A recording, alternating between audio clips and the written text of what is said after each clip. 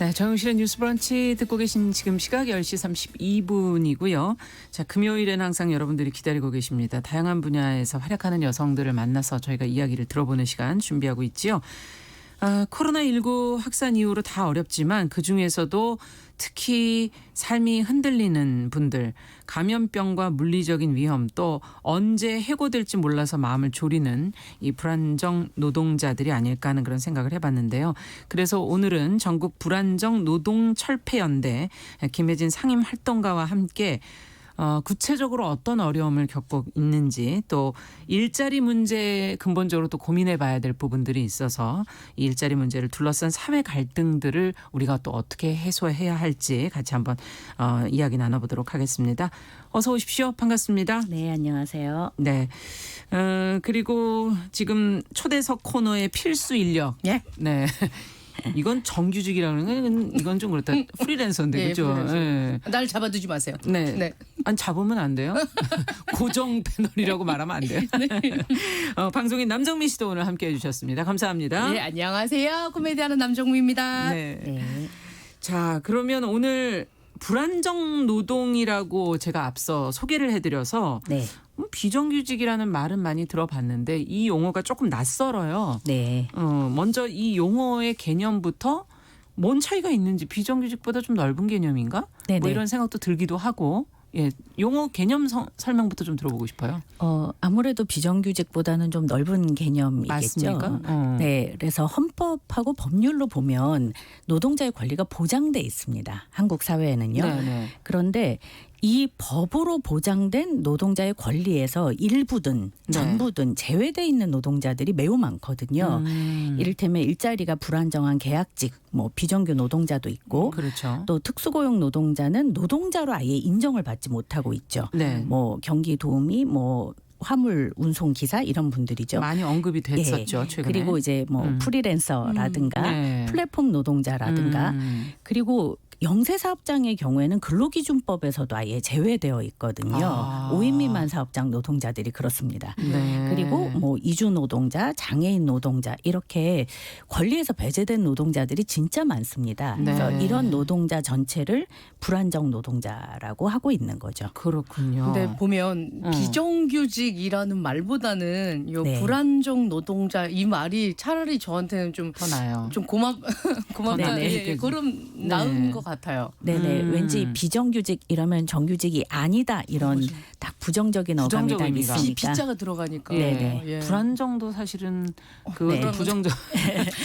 그렇긴 한데 노동의 특성을 설명을 해주고 있으니까 그렇죠. 그렇죠. 네. 그 상태를 그냥 네네. 상태만을 얘기하는 것이지 직이나 뭐 직급 이런 것을 규정하는 건 아니기 때문에 네네. 용어를 이렇게 지금 표현하고 계신데 이번에 코로나19로 그 전까지는 사실 좀 덮어져 있었다 그래야 될까요? 네네. 좀 들여다보지 않았던 부분들이 이번 재난 상황에서 네. 문제가 확 불거지면서 네네. 표출이 되고 사회에서 사람들이 좀 알게 되는 상황이 지금 되고 있거든요. 어떻게 네네. 보면 재난의 대가가 이렇게 약한 사회의 약한 부분들로 이렇게 드러나는 거 아닌가 하는 그런 생각을 하게끔 만드는 그런 상황들이 많은 것 같아요. 어떻게 네. 보십니까?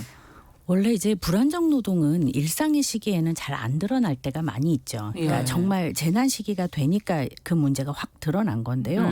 뭐 앞서 말씀드렸던 것처럼 뭐 예술인이라든가 대리기사라든가 학습지 교사, 뭐 요양보호사 이런 분들은 해고가 되지만 해고라는 이름도 갖고 있지 못합니다. 그냥 그러네요. 일거리가 맞아요. 없어진 거죠. 그러네요. 그리고 영세사업장의 경우에는 소규모 업체들이 폐업을 정말 많이 하지 네, 않았습니까? 그럼요. 그러니까 이제 이분들은 뭐 심지어는 그 고용보험도 제대로 들어있지 않은 상태에서 쫓겨나는 노동자들도 굉장히 많았고요. 그렇죠. 그리고 아시아나 KO 같은 경우에는 이제 특별 지원 업종이라고 해서 항공업 종에 굉장히 많은 지원을 했거든요. 그럼요. 아시아나에도 한 1조 4천억 원 정도의 지원이 예. 됐는데 정부가 휴업급여의 90%를 주겠다 이렇게 얘기를 했는데도 그 10%를 주지 않으려고 해고를 한 거죠.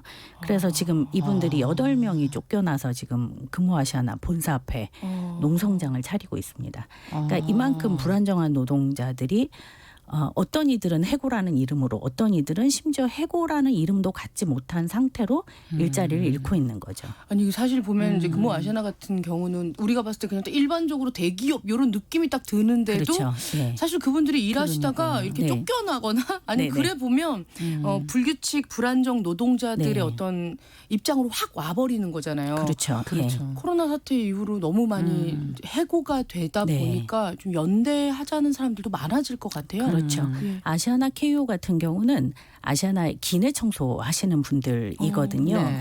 그런데 아시아나 이제 재단에 문화 재단의 자회사 형태로 일을 하고 계시는 그 분들이에요. 전부터. 네네. 그러니까 이제 가장 불안정한 노동자들이 가장 먼저 쫓겨나고 이분들에게 많은 지원을 할 수 있는데도 자르는 게 가장 손쉬운 거죠. 그러니까 이제 그거를 택하는 거고.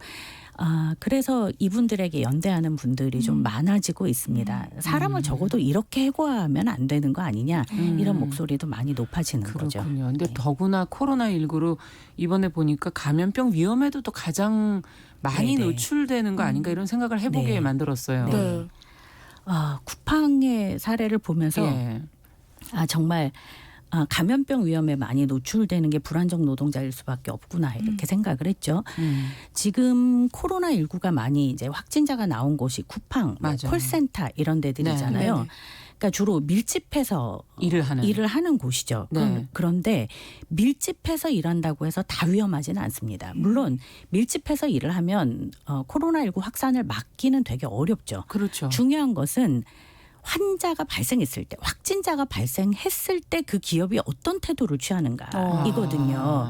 그래서 확진자가 발생을 했는데 이 노동자가 평소에 증세가 발생을 해도 쉴 수 없다든가 뭔가 쉬어야 되는데 함부로 이렇게 얘기를 편하게 할 수 있는 조건이 안 된다든가 아니면 이러면 자신의 그 생활을 생계가 안 된다든가. 절박하게. 그러면 예. 노동자들은 일단 가게 된다는 거예요. 아직 확진이 되기 전이라면 그렇죠. 증세가 있어도 가게 된다는 거죠. 음. 그리고 특히나 이렇게 불안정하게 일하는 노동자들에게는 정보가 제대로 소통되지 않습니다. 맞아요, 맞아요. 그러니까 이제 증세에 직접 대해서도. 직접 채용된 노동자들에게는 뭔가 확진자가 있다 조심해라 이렇게 얘기를 하겠지만 뭐 용역으로 일하거나 일용직으로 일하거나 이러면 그래요. 이런 정보가 제때제때 전달되지 않죠.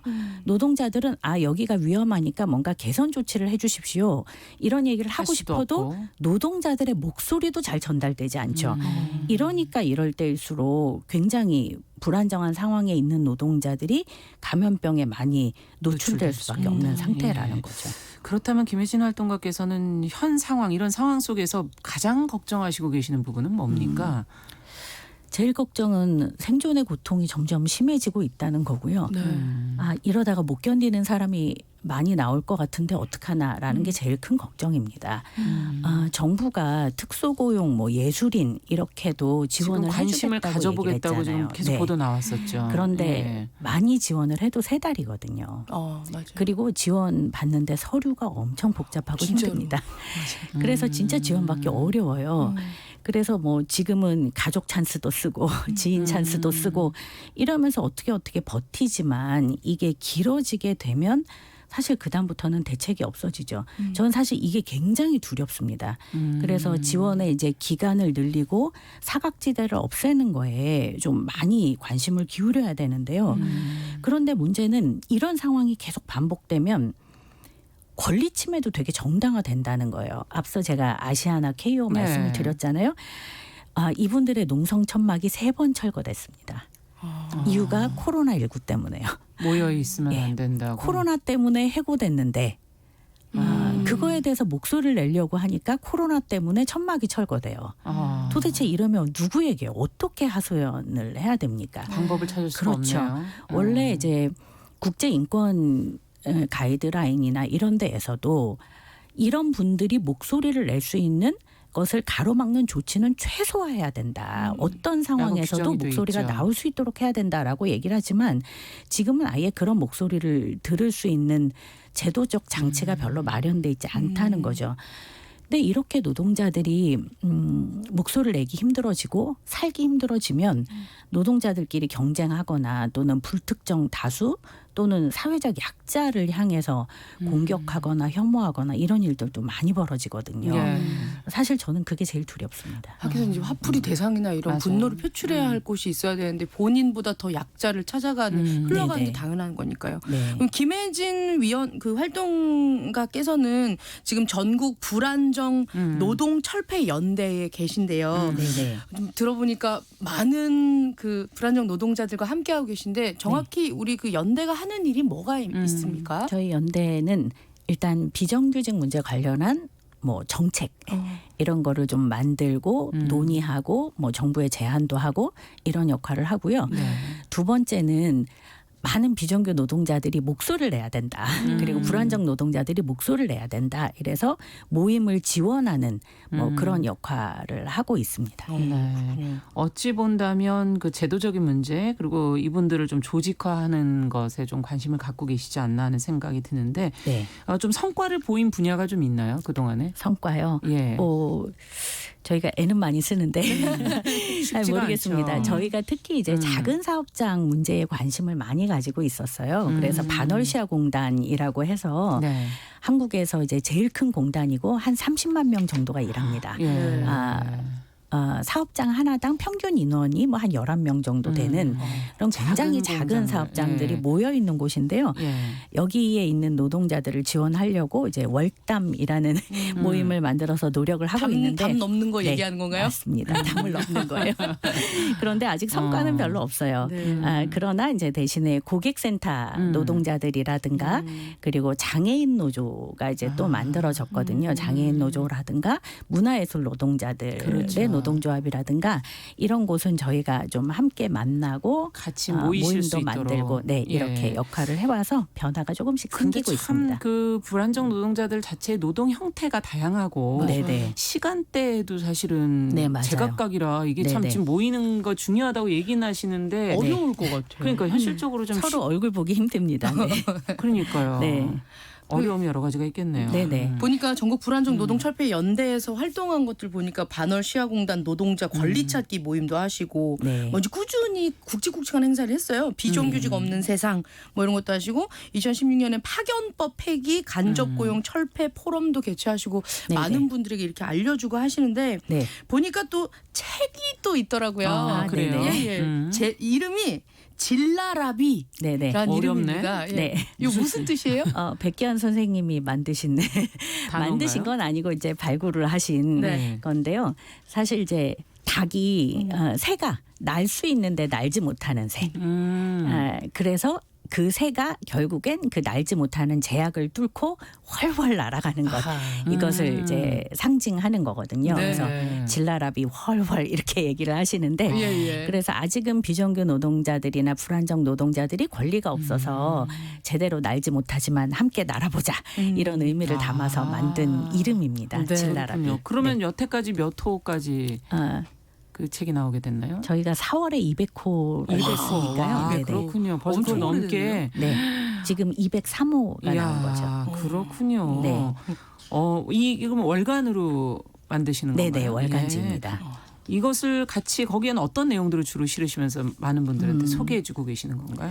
저희는 이제 주로 그러니까 권리 찾기를 위해서 애를 쓰는 비정규 노동자들의 목소리를 많이 소개합니다. 네. 그래서 이제 어떤 노동자들이 어떻게 모임을 만들어서 어떻게 권리를 찾았는지 뭐 이런 거를 주로 소개를 하고요. 예. 그리고 비정규직의 중요한 정책들, 뭐 변화, 비정규직과 관련한 동향, 그리고 뭐 법률 해석이나 뭐 이런 내용도 담습니다. 그래서 어떤 건 매우 어렵고요. 네, 어떤 건 그렇겠네요. 매우 쉽습니다. 네. 근데 또 혹시라도 필요한 사항에 처한 분들이 계실까 해서 그런 네네. 정보를 주시려고 하는 거군요. 네, 그럼요. 예. 그 비정규직 그리고 불안정 노동자를 위해서 이렇게 하는 연대가 있지만 사실은 네. 이번에 인천공항 항공사의 그 얘기들이 되게 많이 나와요. 네, 그래서 보도가 많이 되고 있죠. 네네. 예. 나는 이렇게 정규직 되려고 정말 투자 많이 하고 노력 많이 네. 했는데 갑자기 그렇게 정규직 시켜주면 어떡합니까? 이렇게 네. 불만 많은 목소리도 굉장히 많거든요. 네네. 아니, 좀 해주실 말씀이 좀 많을 것 이 문제는 같이 네. 한번 좀 고민해보는 시간을 가져보는 것도 네네. 좋을 것 같아요. 네네. 예. 실은 뭐 언론에 나와 있는 얘기들 중에는 사실관계에서 틀린 게 굉장히 많습니다. 이번에 좀 짚어주세요. 네네. 예. 뭐 예를 들어 그 알바하다가 정규직이 되었다. 맞아요. 보안 이렇게 검색 얘기를 하는데요. 실은 보안 검색 업무는 알바로 채용하지 않습니다. 특정 시간을 이수해야만 보안 검색 업무에 투입될 수 있기 때문에요. 네. 이거는 공식 채용 절차를 거쳐서 들어오지 알바로 일을 할 수는 없습니다. 네. 그리고 뭐 연봉 5천만 원 이렇게 얘기를 하는데요. 실제로 저희가 오히려 문제라고 얘기하는 건 정규직으로 전환한다고 하면서 고용은 안정시키는데 직군을 다르게 해서 노동 조건에 차별을 두고 있는 구조거든요. 네. 저희는 오히려 이게 문제다 이렇게 얘기를 하고 있는데 잘못 알려져서 오히려 똑같이 하는 게 문제다 이러면서 굉장히 많이 비판들이 있더라고요. 그러면 일단 그 지금 말씀하신 거는 저희가 네. 지금 제대로 안 읽고 네. 그냥 부르르 화가 났다는. 네네. 그러면 이제 특별법 아니면 보험에 보면 특관이나 네. 뭐 특별 조항 같은 거 옆에 붙는 것처럼. 네, 별도 직군으로 만든다는 뜻입니다. 아 그렇군요. 네네. 오. 그래서 저희는 이런 식으로 직군을 자꾸 위계적인 직군을 두는 게 문제다라고 오히려 거꾸로 말하고 있는데 네. 이 상황을 잘 모르시는 분들이 이제 비판을 많이 하고 있는 거죠. 네.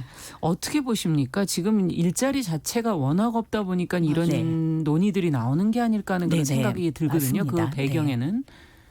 그러니까 이게 많은 분들이 불안정하잖아요. 다 네. 안정적인 일자리를 갖고 싶거든요. 네. 그런데 안정적인 일자리가 너무 적다는 거예요. 맞아요. 결국은 고용 안정이 전리품이 되고 있다는 거예요.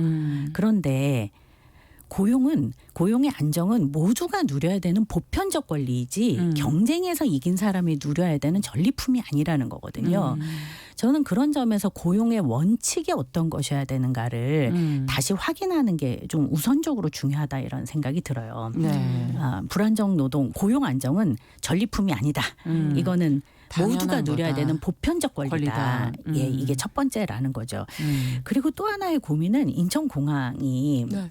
공기업이잖아요. 공공기관. 네, 그렇죠. 공공기관이 사실 노동 조건이 좋잖아요. 예. 그러니까 이제 이것 때문에 경쟁을 하는 건데 공공기관의 일자리를 왜 안정적으로 보장했을까에 대해서 질문해야 된다는 거예요. 그것은 공적 업무를 하는 사람들이 권리가 있어야 다른 외압으로부터 자유롭게 모든 시민을 위한 업무를 할 수 있다라는 전제가 있기 때문인 거잖아요. 그렇죠.